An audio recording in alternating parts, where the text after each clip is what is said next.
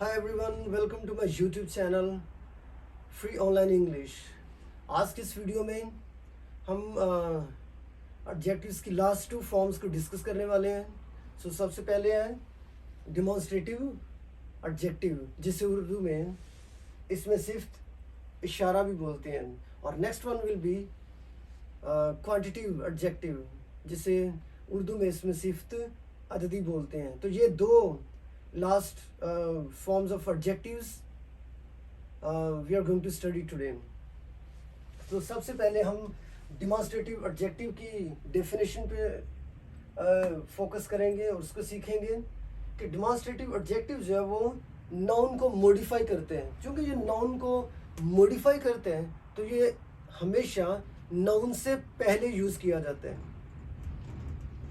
Second, इसमें एक चीज़ आपको बता दूं कि हमने पिछली वीडियोस में जब हम प्रोनाउन को स्टडी कर रहे थे और उसकी डिफरेंट एग्जाम को स्टडी कर रहे थे तो उसमें हमने डिमॉन्स्ट्रेटिव प्रोनाउन को भी स्टडी किया था।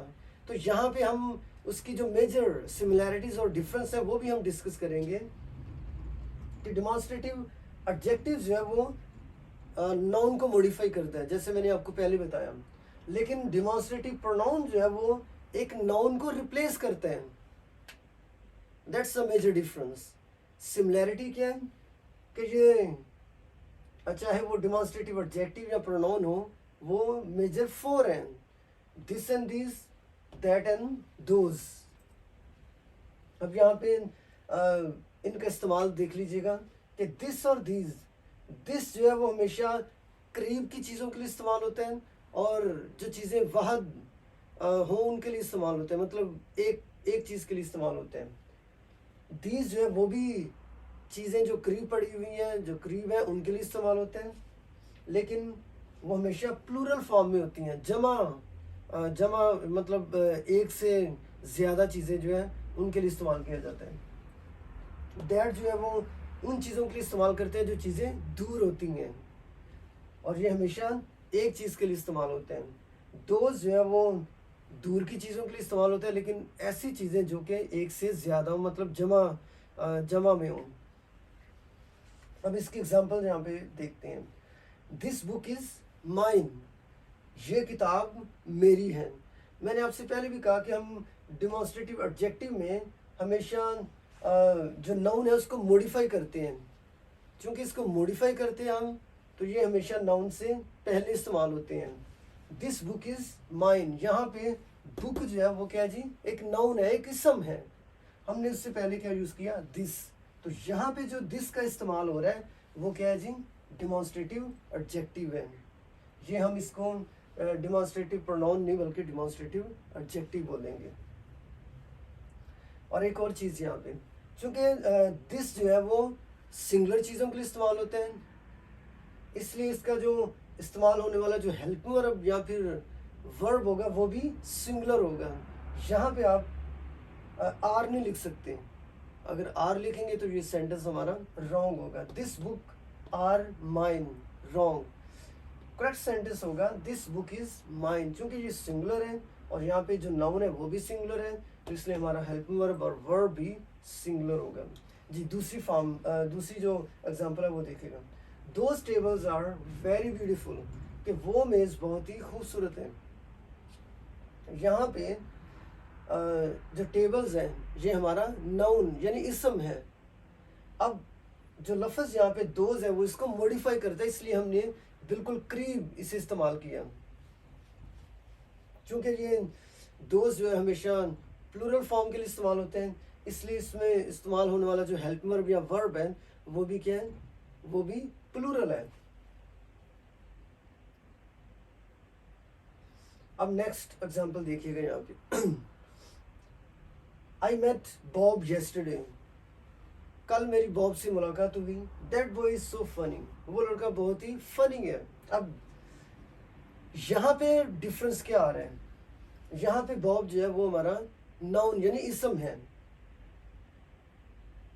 और नेक्स्ट सेंटेंस में देखिएगा that boy is so funny. हमने यहाँ पे बॉब की जगह पे क्या लिख दिया, दैट बॉय। हमने इस नाउन को रिप्लेस कर दिया। जब हमने नाउन को रिप्लेस किया तो ये हमारा डिमॉन्स्ट्रेटिव प्रोनाउन बन गया, इसमें ज़मीर इशारा बन गया। इसमें हम इसमें सिर्फ इशारा नहीं बल्कि इसमें ज़मीर इशारा बोलेंगे। सेकंड एग्जांपल देखिएगा, I like cookies, these are very tasty. मुझे कुकीज़ बहुत पसंद हैं, ये बहुत ही टेस्टी हैं, लजीज हैं। कुकीज़ जो है वो हमारा नाउन है, हमने उसकी जगह पे यूज़ कर दिया दीज। चूँकि हमने नाउन को रिप्लेस किया तो यहाँ पे इस्तेमाल होने वाला जो लफ्ज़ दीज हैं ये हमारा डिमॉन्स्ट्रेटिव एडजेक्टिव नहीं बल्कि डिमॉन्स्ट्रेटिव प्रोनाउन होगा। तो अब आपको यकीनन समझ आ गई होगी कि डिमॉन्स्ट्रेटिव एडजेक्टिव और प्रोनाउन में क्या फ़र्क है। कि डिमॉन्स्ट्रेटिव एडजेक्टिव जो है वो नाउन को मॉडिफाई करते हैं, जबकि डिमॉन्स्ट्रेटिव प्रोनाउन जो है वो नाउन को रिप्लेस करते हैं। ये मेजर 4 हैं, this and these, that and those. This और दीज ये हमेशा करीब की चीज़ों के लिए इस्तेमाल होते हैं, दिस जो है वो एक चीज़ के लिए इस्तेमाल होता है, दीज जो है वो दो या दो से ज़ायद चीज़ों के लिए इस्तेमाल होता है, दैट जो है वो जो दूर चीज़ें हैं उनके लिए इस्तेमाल होते हैं और एक चीज़ के लिए इस्तेमाल होते हैं। दोज जो है वो दूर की चीज़ों के लिए लेकिन दो या दो से ज़ायद चीज़ों के लिए इस्तेमाल होते हैं। और यहाँ पे हमने इसकी एग्जांपल्स को देखा। और फिर आपको बताता चलूँ कि जो सिंगुलर हमारे डिमॉन्स्ट्रेटिव एडजेक्टिव्स या प्रोनाउंस होंगे उनके लिए इस्तेमाल होने वाला जो हेल्पिंग वर्ब या वर्ब होगा वो भी सिंगुलर या प्लूरल होगा, वो हमेशा डिमॉन्स्ट्रेटिव एडजेक्टिव या प्रोनाउन के मुताबिक होगा। आई होप कि आपको इसकी मुकम्मल तौर पर समझ आ गई होगी। And the last one is quantitative adjective, जिसे उर्दू में इसमें सिफ्त अददी बोलते हैं। इसकी डेफिनेशन है कि क्वांटिटेटिव एडजेक्टिव्स जो हैं इसमें सिर्फ अददी जो है वो फ़िक्रे में मौजूद नाउन या प्रोनाउन की मतलब इसम या इसमें ज़मीर की तादाद या मकदार को बयान करते हैं। उसकी तादाद या मकदार, दो चीज़ों पर फोकस कीजिएगा। तादाद या मकदार मीन्स अमाउंट और नंबर। वैसे तो बहुत सारे क्वांटिटेटिव एडजेक्टिव्स हैं, लेकिन मैंने यहाँ पे उनमें से चंद एक को यहाँ पे मेंशन किया, many, much, few, a few, most, all, a little, or little. Let's see the examples now. He has many brothers. यहाँ पे जो लफ्ज़ ब्रदर्स हैं ये हमारा नाउन है, और लफ्ज़ यहाँ पे मैनी जो है ये इसके नंबर को इंडिकेट कर रहे हैं, उसको बयान कर रहे हैं। तो इस हवाले से लफ्ज़ मैनी जो है वो हमारा क्वांटिटेटिव एडजेक्टिव कहलाएगा, इसमें सिफ्त अददी कहलाएगा जो अदद को यानी नंबर को बयान कर रहे हैं। तो ही हैज़ मैनी ब्रदर्स ये नाउन और ये हमारा क्वांटिटेटिव एडजेक्टिव है, चूँकि ये नाउन के नंबर को इंडिकेट कर रहा है, उसको बयान कर रहे हैं। सेकंड एग्जांपल देखिएगा, most of the students like English. ज़्यादातर जो स्टूडेंट्स हैं वो इंग्लिश को लाइक करते हैं। यहाँ पे लफ्ज़ स्टूडेंट्स जो है वो हमारा नाउन है। क्या है जी? नाउन। अब यहाँ पे जो लफ्ज़ हमने इस्तेमाल किया मोस्ट ऑफ मीन्स मोस्ट, ये हमारा क्वांटिटेटिव एडजेक्टिव है, चूँकि ये फ़िक्रे में मौजूद नाउन के नंबर को, उसकी तादाद को इंडिकेट कर रहे हैं। तो जो फ़िक्रे में ऐसा लफ्ज़ जो फ़िक्रे में मौजूद नाउन या प्रोनाउन की इसम या इसमें ज़मीर की तादाद या मकदार को बयान करे, उसको हम क्वांटिटेटिव एडजेक्टिव बोलते हैं। Third example, a few boys will play soccer. सिर्फ चंद लड़के सॉकर मतलब फुटबॉल खेलेंगे। यहाँ पे जो लफ्ज़ है बॉयज़ ये हमारा नाउन है, और यहाँ पे जो हमने मेंशन किया है अ फ्यू चंद एक, ये हमारा चूँकि ये फ़िक्रे में मौजूद नाउन की तादाद को बयान कर रहा है, मतलब चंद एक थोड़े से लड़के, तो ये हमारा क्वांटिटेटिव एडजेक्टिव यानी इसमें सिफ्त अददी कहलाएगा। लास्ट एग्जांपल देखिएगा, all of them have bikes. उन सभी के पास बाइक्स हैं या वो सब बाइक्स रखते हैं। यहाँ पे देम ये क्या है जी? हमारा ऑब्जेक्टिव, ये हमारा इसमें ज़मीर मफूली है, मतलब ये हमारा प्रोनाउन है। अब यहाँ पे जो लफ्ज़ हमने इस्तेमाल किया ऑल, ये इसकी तादाद को बयान कर रहे हैं। All of them have bikes, तो यहाँ पे ये भी हम इस्तेमाल कर सकते थे, all of the all of the chocolates are tasty.